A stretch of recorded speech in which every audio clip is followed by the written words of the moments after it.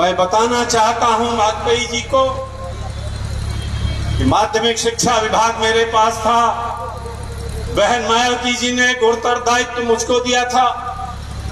एक ऐसा विभाग है माध्यमिक शिक्षा विभाग, सिर्फ माध्यमिक शिक्षा विभाग से 9 MLC चुन करके आते हैं। कोई ऐसा विभाग नहीं है जिसमें विधायक चुनने का अधिकार हो सरकारी कर्मचारियों को। वाजपेयी जी, बहन मायावती जी आज आपको आश्वासन जो दिया उसे तो पूरा करेंगे ही।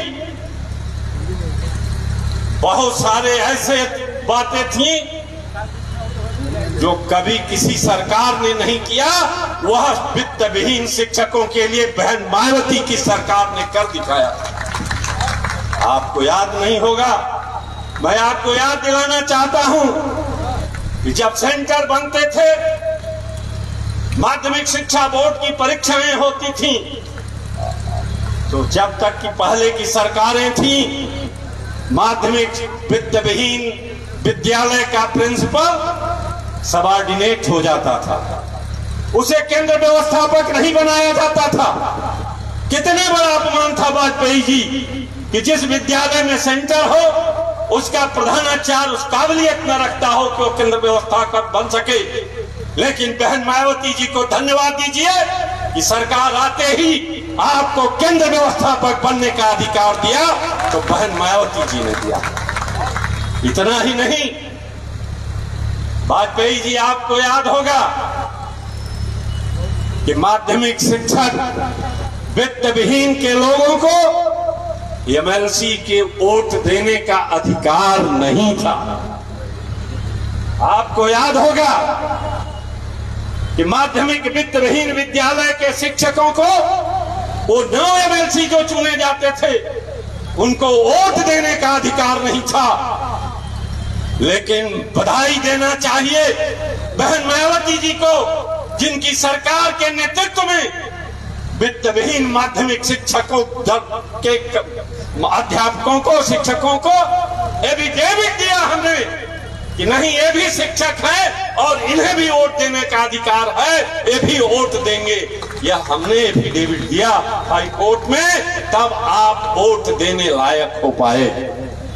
इतना ही नहीं, मैं मिश्रा जी से कहना चाहता हूं कि ये माध्यमिक वित्त विहीन शिक्षकों ये बहुत बड़ी जमात है, इसको बताने की जरूरत है, इसको समझाने की जरूरत है कि वास्तव में शिक्षकों की अगर हितैषी कोई है तो बहुजन समाज पार्टी की सरकार और बहुजन समाज पार्टी की नेता।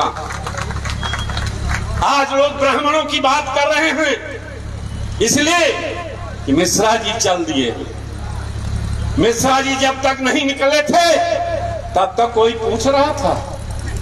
नहीं पूछ रहे थे। लेकिन आज सबकी जमीन खिसक गई। क्यों?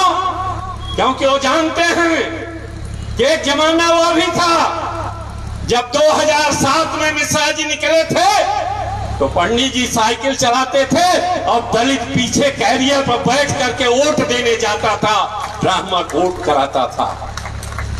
आज वही स्थिति न बन जाए इसलिए लोगों को घबराहट हो गई, नकली आंसू बहाए जा रहे हैं, लेकिन करनी और कथनी में अंतर नहीं होता तो वह है बहुजन समाज पार्टी की सरकार में नहीं होता। आज मैं बताना चाहता हूं कि आज जो पंडितों के बारे में आंसू बहाने वाले लोग हैं, घड़ियाली आंसू जो दूसरे लोग बहा रहे हैं, क्या किया था? संस्कृत हमारी धरोहर है। पंडित जी संस्कृत न बोले तो अधूरा माना जाएगा, लेकिन संस्कृत विद्यालयों को ग्रांट एक पर लेने के लिए किसी भी सरकार में फूटी कौड़ी नहीं थी। किसी ने संस्कृत विद्यालय, महाविद्यालय और संस्कृत इंटर कॉलेज को ग्रांट एक पर नहीं लिया। जो आज अपने को साधु सन्यासी बनाना बताते हैं, जो कहते हैं हम बहुत बड़े हितैषी हैं पंडितों के,